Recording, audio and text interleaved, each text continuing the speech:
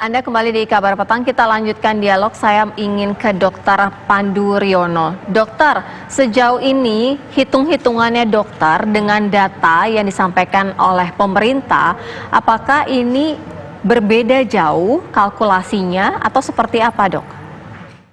Kalau data resmi pemerintah kan sudah pasti akan tidak terlalu tinggi karena keterbatasan dari layanan tes dan yang bisa dideteksi oleh sistem pemerintah. Tetapi kita bisa memprediksi bahwa yang sesungguhnya itu jauh lebih tinggi. Dan yang paling penting yang kita lakukan pemodelan adalah mereka yang terinfeksi itu berapa banyak yang butuh layanan rumah sakit. Yang kita kembangkan itu pemodelannya adalah kasus yang membutuhkan pelayanan rumah sakit. Banyak yang salah mengutip, disangkanya itu kasus yang terinfeksi. Karena 90% dari orang yang terinfeksi corona itu tidak butuh pelayanan. Mereka sebagian besar tidak bergejala atau gejalanya ringan.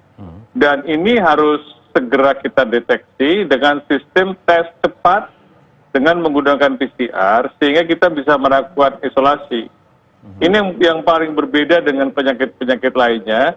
Karena penularannya dilakukan oleh orang-orang yang tidak bergejala, orang-orang yang kelihatan sehat, tapi dia membawa virus kemana-mana. Ya. Dan kedua, isolasi tadi, yang kedua adalah melakukan pembatasan sosial. Jadi jangan sampai ada orang yang berkumpul baik dengan alasan apapun, apakah alasan beribadah atau alasan kegiatan sosial lainnya, arisan kah, pernikahan. Itu benar-benar harus tidak bisa lagi. Setelah Presiden mendeklarasi kedaruratan kesehatan masyarakat, itu tidak menyebut sebagai suatu wilayah tertentu. Negara Indonesia dalam situasi kegawatan kesehatan masyarakat. Itu artinya pilihan pembatasan sosial berskala besar itu harus berlaku secara nasional. Tidak boleh lagi hanya wilayah-wilayah tertentu saja, karena ini penularannya sudah ada di mana-mana dan setiap orang di Indonesia sekarang berisiko. Ini yang menjadi masalah. Iya, tapi Dokter Pandu, dengan kondisi yang saat ini masih terjadi orang masih kumpul-kumpul, kemudian petugas juga harus mengusir satu persatu mereka yang kumpul. Ini prediksinya bisa jadi akan lebih lama puncak corona di Indonesia ini ya, dokter ya? Ya.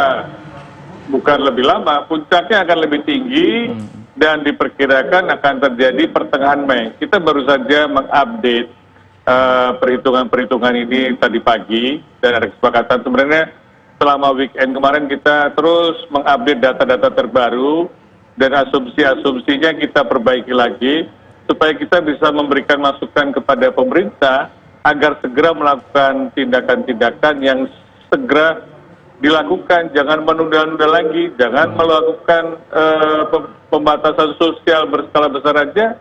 Sekarang harus minta izin Menteri Kesehatan. Seharusnya tidak perlu, karena sudah berlaku secara nasional. Dan kita tinggal membina saja. Iya. Tindakan cepat apa yang harus segera dilakukan oleh pemerintah, menurut Dokter Pandu? Ya, berlakukan PSBB berlaku secara nasional dan setiap pemerintah daerah harap melaksanakannya.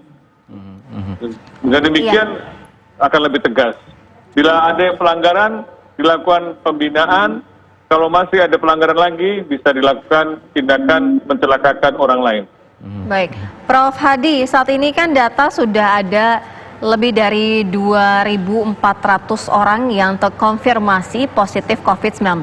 Artinya kita sudah berada di fase mana? Lalu bagaimana nanti ke depannya dalam kurun waktu 1 bulan ke depan, setiap harinya diprediksi atau paling tidak itu menurut hitung-hitungan Prof seperti apa? Usai jeda ya Prof dijawabnya, tetaplah bersama kami.